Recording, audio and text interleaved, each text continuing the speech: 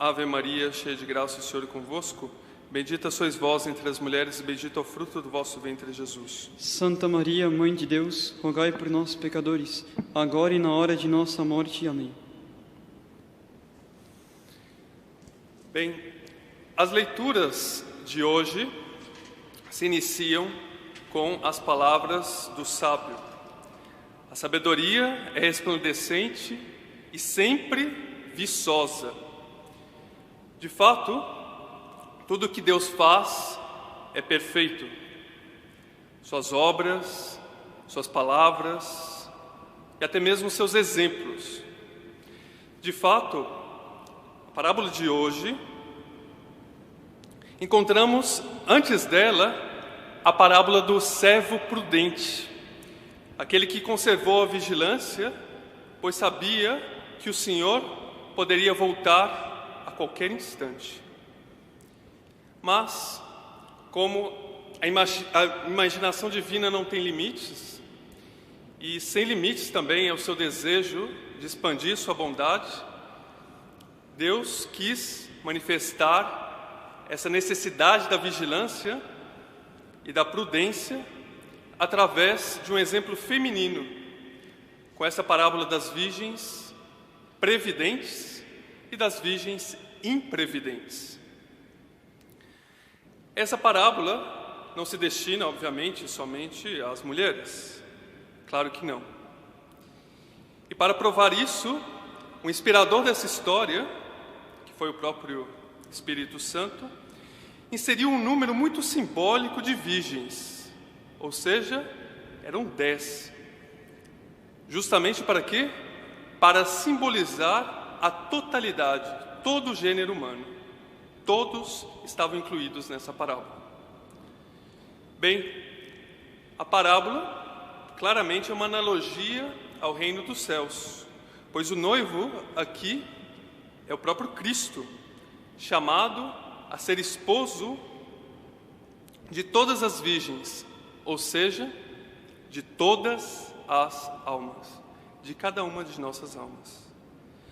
Ora, como a minha alma deve se apresentar diante desse divino esposo como uma virgem pura, justamente, como diz São Paulo na Epístola 2 aos Coríntios.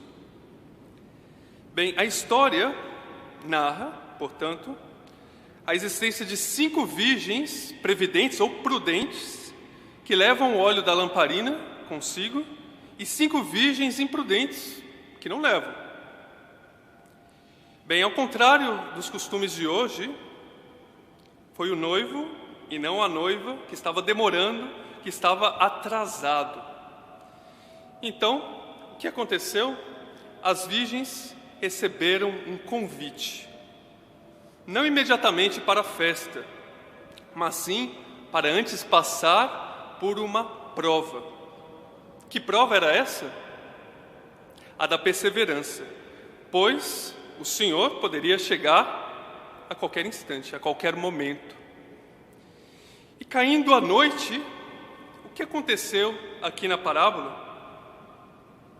As virgens, todas as virgens, desanimaram, perderam a chama do amor, cochilaram na fé e dormiram sem esperança.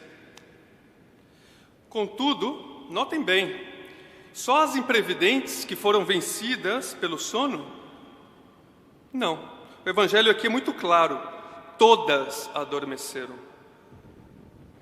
E por que as previdentes, as prudentes, acabaram dormindo? Justamente porque deixaram-se levar pela letargia, pelo desânimo das imprevidentes. E como nenhum fogo pode resistir à tempestade, assim também nenhuma má influência se resiste sem vigilância. As más companhias, disse o apóstolo São Paulo, acabam por corromper os bons costumes. Então as insensatas, de fato, privadas do óleo, comprovaram que eram insensatas por não somente se entregarem àquele sono da alma, que já tinham pela imprudência, mas também ao sono do corpo. E então, dormiram pelo desânimo. Já as virgens prudentes, mesmo carregando o óleo consigo, tornaram de alguma forma insensatas. E por quê? Porque se deixaram influenciar pelo sono das imprevidentes. E dormiram como os apóstolos no horto. Na prevenção, as atitudes das virgens eram diversas. Umas levaram óleo, outras não. Mas, na vigilância, nenhuma perseverou. Todas dormiram, todas foram vencidas pelo sono. Portanto, as previdentes só foram prudentes quando comparadas com as imprudentes. E por que razão? Porque todas, repito, todas dormiram. E o que esse detalhe de todas dormiram nos ensina? Que ser previdente não significa necessariamente ser vigilante. E as virgens prudentes, mesmo levando o óleo consigo, por ter sido sucumbidas por esse sono, poderiam ter recebido um destino muito trágico. Essa é a verdade. E foi por misericórdia de Deus que não foi assim. Porque, de fato, Viriato, aquele general e herói lusitano, que triunfou sobre todos os exércitos romanos, como foi ele vencido? Pela falta de vigilância. Enquanto estava dormindo no acampamento, foi morto pelos seus próprios pares, que o traíram. E o mesmo aconteceu com Sansão, tão indomável contra filisteus, contra raposas, até mesmo contra leões. Como foi ele vencido? Pela falta de vigilância. Sucumbiu no sono e foi levado pelas tramas da armadilha de Dalila. E nós, mesmo perseverando, quando caímos? Quando não vigiamos, quando nos deixamos levar pelo sono e caímos. De fato, o mal não está em ser tentado, em ser provado, mas sim em ser vencido. Mas nesse caso, para mostrar ainda mais a necessidade da vigilância, o Evangelho nos atesta que o noivo chegou a que hora? À meia-noite. As virgens, então, portanto, desconheciam a hora exata em que ele chegaria. E, de fato, ele estava atrasado. Também desconheciam qual o dia exato que ele chegaria. Porque ele chegou, precisamente, à meia-noite. Naquele instante em que não é nem um dia nem o outro. Por isso, com maior razão, todas deviam vigiar constantemente. Pois nós sabemos que a morte é certa, mas incerta é a sua hora. E por isso que a parábola conclui assim: ficai vigiando, pois não sabeis qual será o dia nem a hora. Bem, então aqui, aproximando-se o noivo, ouve-se um clamor de alerta. Todas as virgens então se levantam.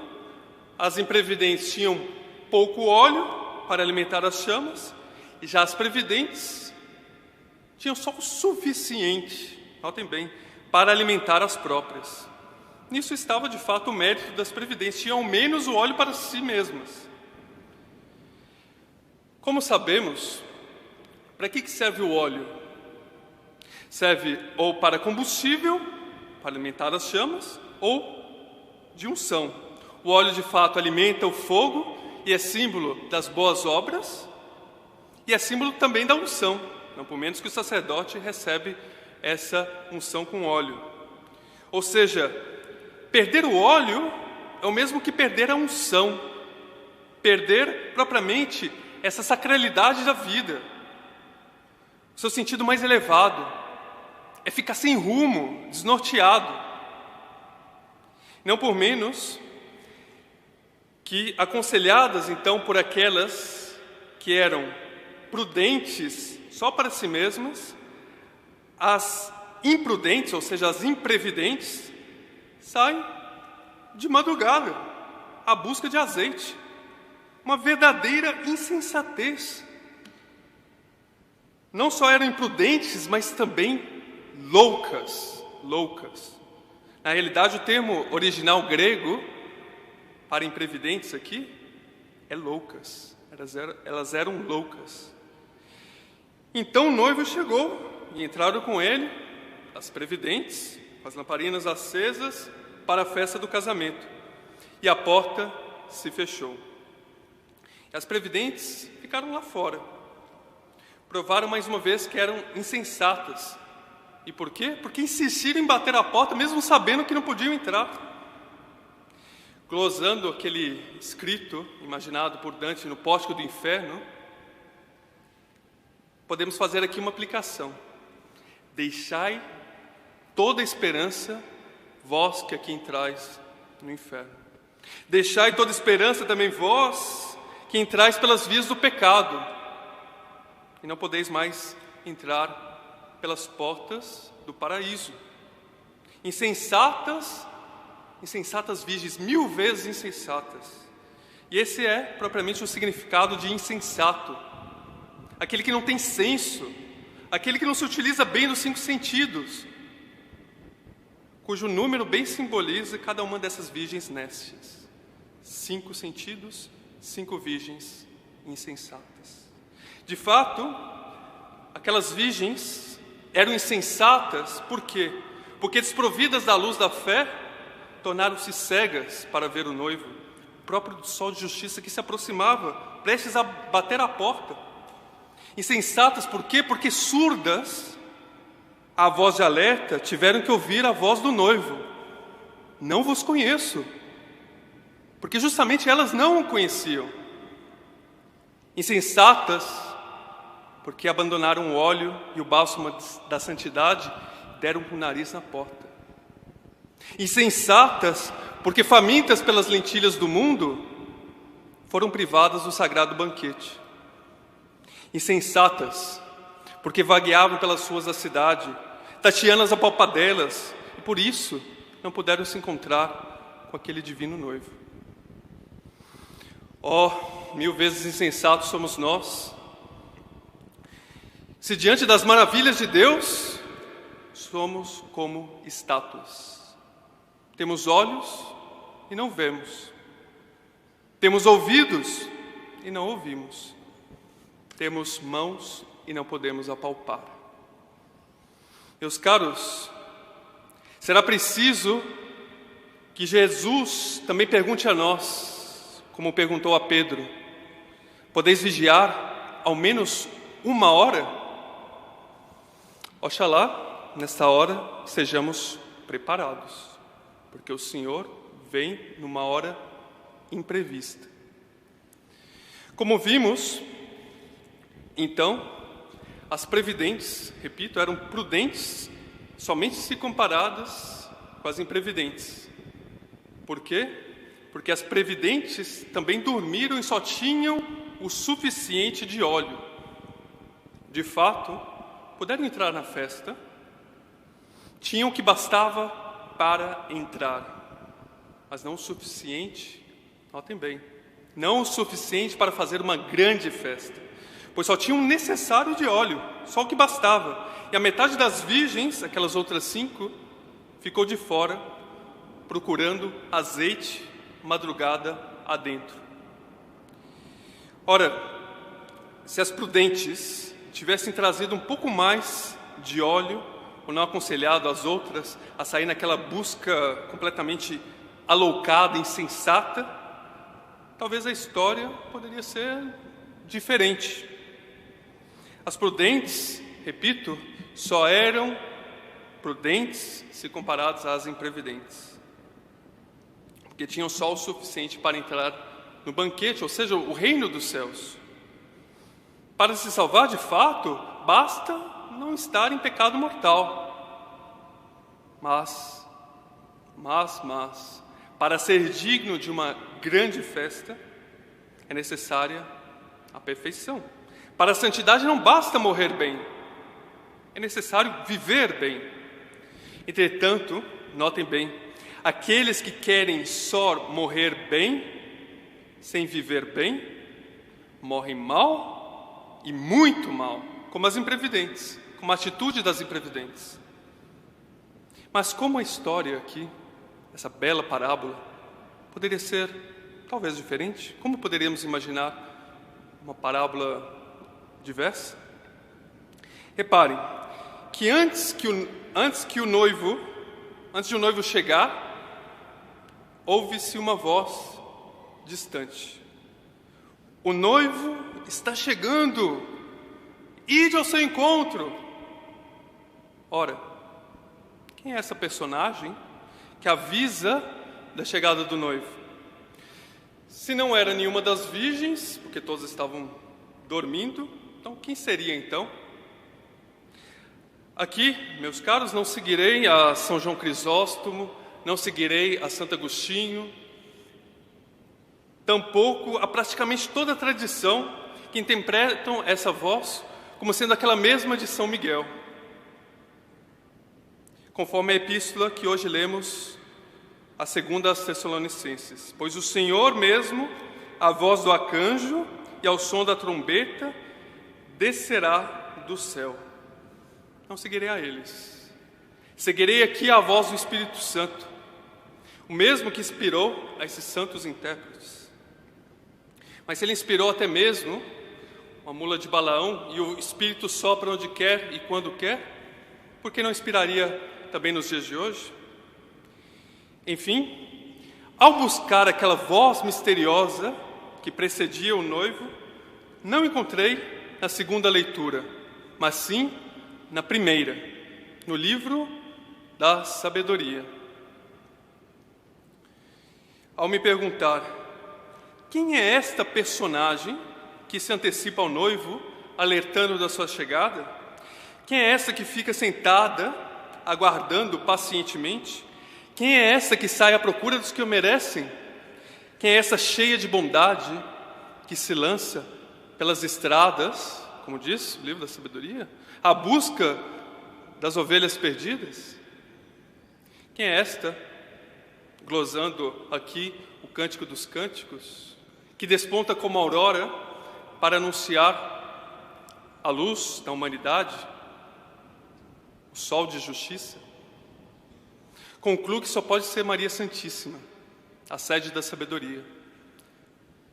E para provar isso, recordo que à parábola faltava não só uma virgem vigilante e prudente, mas faltava sim uma virgem prudentíssima, vírgula prudentíssima, a única chamada de virgem por antonomasia, a Virgem Maria. De fato, ninguém se casa sem a presença da mãe, e com maior razão quando o noivo é o próprio Deus. Só a voz de Maria podia ser digna de anunciar aquele divino noivo. De fato, se Maria foi a única digna, por seu sim, de ser aquele arauto da encarnação, se foi por sua súplica que Jesus Cristo operou o seu primeiro milagre nas bodas de Caná, numa festa de casamento, se foi por um só ato de vontade sua que o Espírito Santo desceu sobre ela, depois difundiu a todos os apóstolos e a toda a humanidade, só ela poderia ser aquela voz que anunciava o noivo. Nossa Senhora era a própria voz de Deus que clamava no fundo dos corações daquelas jovens. Como fez? De fato, em grandes proporções, em Lourdes, em La Salette, em Fátima, em tantas outras aparições, e também hoje, a cada dia, no fundo de cada um de nós, no fundo de nossos corações, dizendo: acordem, o tempo chegou. De fato, Meus caros, a história poderia ser bem diferente se as virgens, em vez de serem vencidas pelo sono, fossem vencidas pela voz da sabedoria. De fato, se pensarmos bem, o noivo provavelmente vinha de uma região distante, porque ele chegou justamente naquela hora inusitada. E assim eles teriam provavelmente óleo para toda a noite e até mais.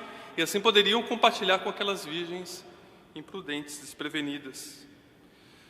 Por isso, se aquelas virgens loucas, nécias, insensatas, não só tivessem abandonado o óleo, mas antes tivessem abandonado o orgulho, a soberba, poderiam pedir a intercessão com humildade a essa mãe que se aproximava, essa virgem prudentíssima que precedia seu filho. E ela, cheia de bondade, como diz a primeira leitura, saberia então ajeitar a situação. Pois notem, se a virgem, só ela, a virgem das virgens, deu à luz ao Rei dos Reis, como permitiria ela que simples lamparinas pudessem ficar sem luz? Se ela foi a porta de entrada do Redentor no mundo, como ela poderia deixar de que seus filhos entrassem por essa porta de ingresso no banquete? Se ela foi digna, ela mesma, de nutrir o homem-deus, como deixaria ela faltar alimento aos que o pedem? Bastava uma só coisa, uma só condição restava àquelas virgens: que buscassem se saciar somente naquela fonte de sabedoria personificada pela Mãe de Deus. Agora eu pergunto, o que tudo isso nos importa? O quê? Por que isso é importante? É importante, significa justamente isso, que devemos trazer para dentro de nós, importar. O resto, de fato, não importa. Na realidade, só aqueles que trazem o importante em suas vidas podem entrar por essas portas do reino dos céus. Ou seja, aqueles que souberam, nos momentos de sono, de dificuldades, de tibieza e de más influências, suportar, ou seja, portar sobre si a cruz da perseverança. Aqueles que na vigilância souberam se comportar moralmente. Aqueles que portaram consigo aquele óleo das boas obras. E, sobretudo, se não tem mais solução, aqueles que se souberam reportar àquela que ela é mesma a porta mais sagrada de todas, Maria, porta do céu. Essa é a porta pela qual Deus entrou no mundo, e será também por essa porta que o homem entrará no céu. Louvado seja nosso Senhor Jesus Cristo. Para sempre seja